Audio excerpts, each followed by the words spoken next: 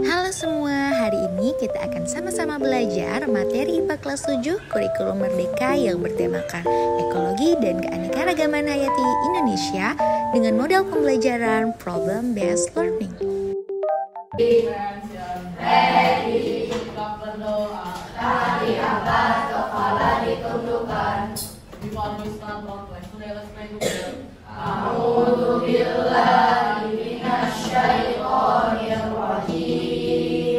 Bismillahirrahmanirrahim. Rabbi zidni ilma warzuqni fahma. Allahumma anfa'ni bima 'allamtani wa 'allimni ma yanfa'uni warzuqni ilman yanfa'uni. Salam. Assalamualaikum warahmatullahi wabarakatuh. Waalaikumsalam warahmatullahi wabarakatuh. Selamat pagi semua. Pagi pagi. Yes, luar biasa. How are you today? I'm fine, thanks. And you? I'm good. What is something today?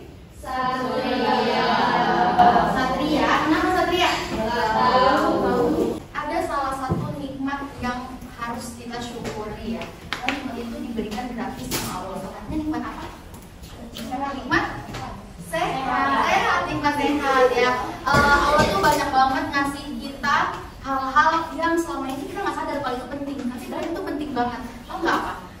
Yang bisa menunjang kamu hidup sampai saat ini. Apa? Oksigen. Terus apalagi kamu nggak bisa hidup kalau nggak ada apa? Air, oksigen. Terus apa lagi? Makanan. Nah, oke. Oksigen Allah berikan secara gratis nggak? Gratis. Air diberikan secara gratis nggak? Gratis. Ya. Oh, lalu kalian belajar tentang apa sih? Belajar tentang apa? Tentang klasifikasi makhluk hidup. Jadi setelah kalian belajar klasifikasi makhluk hidup, tahu nggak ada berapa sih jenis makhluk hidup yang ada di dunia ini? Banyak. Ada jutaan ya. Jadi Allah itu menciptakan makhluk hidup dengan beraneka ragam. Nah, makanya hari ini kita mau belajar tentang ekologi dan keanekaragaman hayati yang ada di Indonesia. Nah, ekologi apa itu ekologi? Tahu nggak? Ada yang udah baca? Ekologi itu ilmu yang mempelajari tentang lingkungan. Jadi, nah, ngomong-ngomong soal lingkungan, ada yang tahu apa itu lingkungan? Tempat kita tinggal. Apalagi? Ayo. Yang lain? Apa Deren? Apa itu lingkungan Deren? Tempat hidup. Apa itu lingkungan? Lingkungan itu adalah Segala sesuatu yang terdapat di sekitar makhluk hidup dan berpengaruh terhadap kehidupan makhluk hidup. segala sesuatu yang ada di sekitar kita dan berpengaruh pada hidup kita, berpengaruh yang mempengaruhi kita. Nah, sekarang ini semua tanya dulu. Ada yang pernah nonton Finding Nemo? Tinggalnya di mana dia? Di mana? Terumbu karang. Ya. Kenapa Nemo tinggal di terumbu karang? Emang apa untungnya terumbu karang ditempatin sama Nemo? Ada yang tahu hubungan mereka?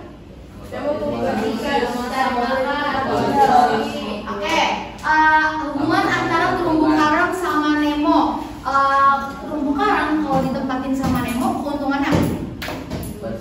Iya, betul. Dia bisa dibersihkan sama si ikan Nemo. Terus keuntungan ikan Nemo tinggal di terumbu karang apa? Dapat tempat tinggal, iya, dapat tempat berlindung. Nah, ini adalah lingkungan hidupnya Nemo. Terus ini, prediksi nyamuk? Gimana hubungan antara manusia dengan nyamuk? Oke, buat nyamuk untung nggak? Buat manusia? Itulah hubungan. Jadi, nah ini hubungan antara apa nih?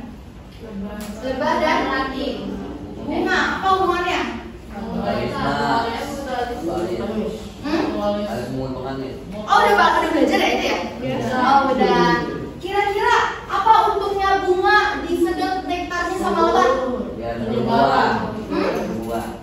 biar dia bisa kawin, menyerbukan. Terus apa untungnya lo dapat makan. Terus kalau ini hubungannya apa nih? Nah, manusia dapat untung gak dari sungai? Dapat. Dulu waktu sungai masih kecil kita dapat sumber kehidupan dari sungai. Tapi manusia apa yang manusia lakukan sama sungai?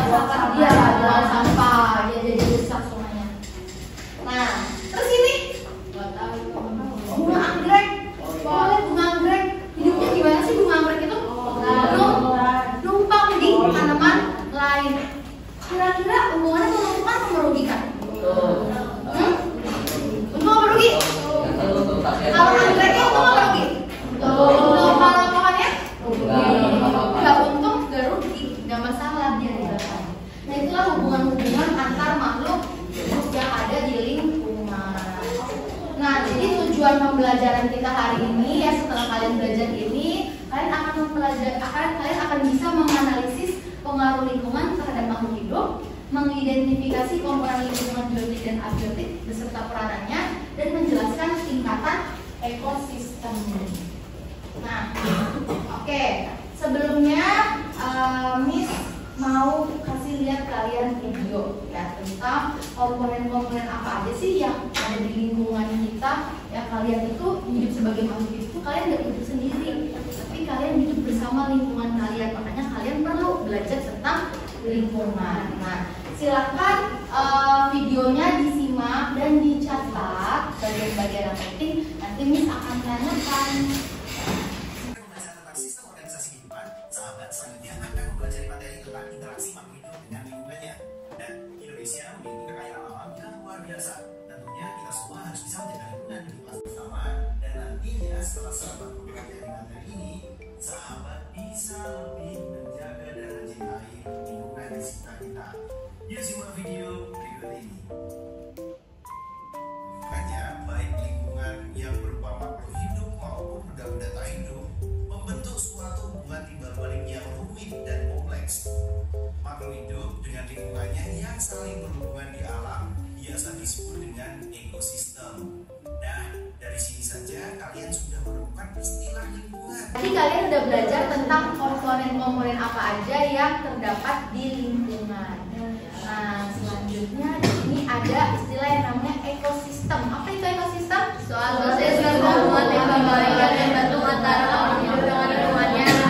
Ya, betul. Sistem hubungan timbal balik yang terbentuk antara makhluk hidup dengan lingkungannya. Jadi ketika kalian hidup di suatu lingkungan itu kan pasti kalian melakukan interaksi kan, melakukan hubungan timbal balik kan.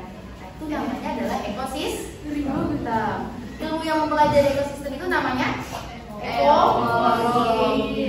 Nah, berarti kalau dari gambar ini ekosistem apa nih? Ekosistem yang ada di laut. Nah, kalau yang ini ekosistem yang ada di mana nih? Darat. Oke, coba sebutin biotik yang ada di sini. Komponen biotik yang ada di sini ada apa aja? Rusa, kura-kura, dapur,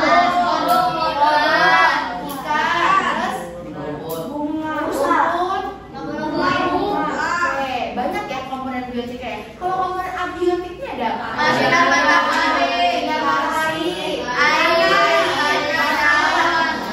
rumput, lembaga.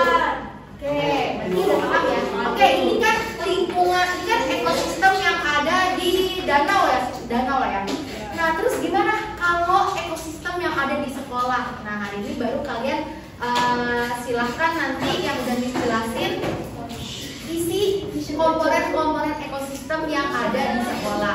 Nanti ingat dari 4 kelompok ini silakan kelompok 1 di parkiran, kelompok 2 dan 3 di lapangan sekolah, kelompok 4 di SD 02. Oke? Paham? Ya, sekarang mari kita mulai.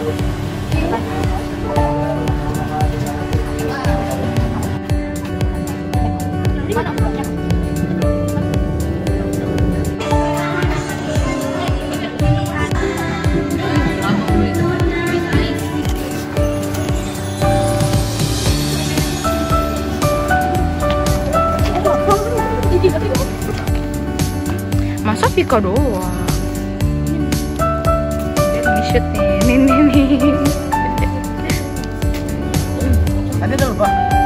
Iya, lebah, burung. Lebah.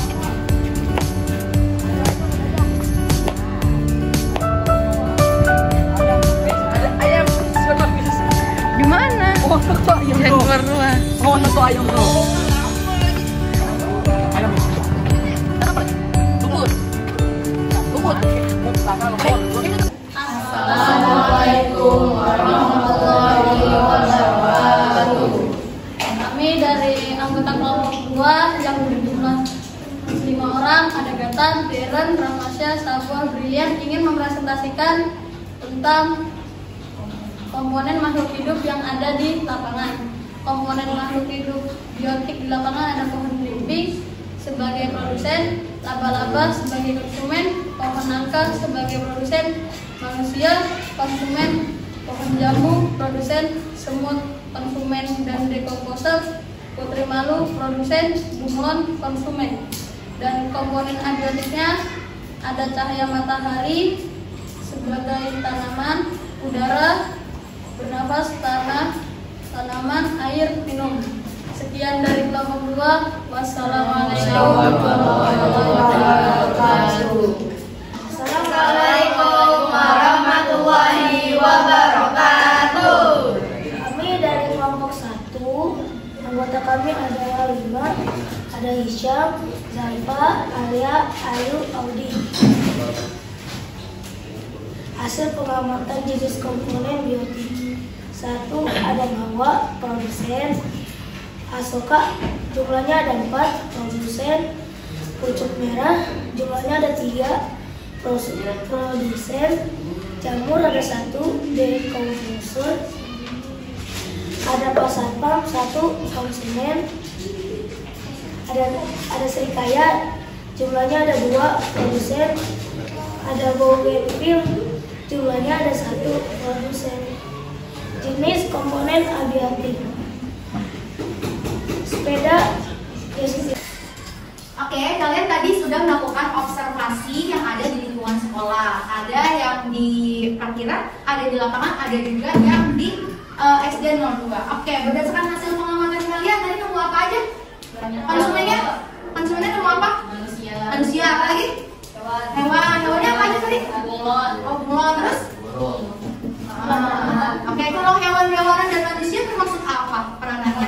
Konsumen. Ada yang nemu dekomposer? Ada. Apa? Semut. Ada yang nemu cacing? Gak ada. Nah, semut, cacing itu termasuk dekomposer ya. Makanya kalau cacing kalian harus ini ya, harus ngorek dulu. Nah, sebenarnya di bawah tanah itu pasti ada banyak cacing yang tugasnya mengubah makhluk hidup yang sudah mati menjadi zat halal. Termasuk salah satu kenapa Islam itu menganjurkan manusia ketika sudah meninggal itu dikubur ya, biar tubuh kita itu walaupun kita udah nggak ada di dunia ini tetap bermanfaat. Sebagai apa? Tubuh kita diurai nanti, digerogotin sama hewan-hewan ya, dan akan terurai menjadi zat halal, sehingga tanah di mana tempat kita nanti dikubur itu akan bisa menjadi subur. Nah, kita akan terurai ya. Jadi apa yang mau disombongin dari kita ya nggak sih? Ya, toh kita akan mati dan akan terurai bersama-sama gitu. Nah, oke. Karena kalian sudah mengamati lingkungan kita sekolah, saat ini ada yang mau bertanya tentang komponen lingkungan. Paham semua berarti biotik dan abiotik? Oke. Kalau paham berarti untuk hari Senin kita akan belajar tentang aliran energi, kayak yang rantai makanan, jadi makanan pernah belajar nggak dulu? Nah, itu nanti kita akan belajar dulu untuk pertemuan selanjutnya. Nah, agar kalian semakin paham, nanti akan ada kuis tentang komponen biotik dan abiotik ya. Ya, semoga pembelajaran hari ini bermanfaat ya, semoga kita bisa semakin sadar dengan apa saja yang ada di lingkungan sekitar kita, komponen apa aja, supaya kita bisa menghargai hal-hal yang kecil yang selama ini nggak kelihatan tapi ternyata dia penting, kayak udara, tanah, air ya. Nah, kalau ada yang mau bertanya dan sudah paham semua, kita tutup dengan membaca hamdalah. Alhamdulillah.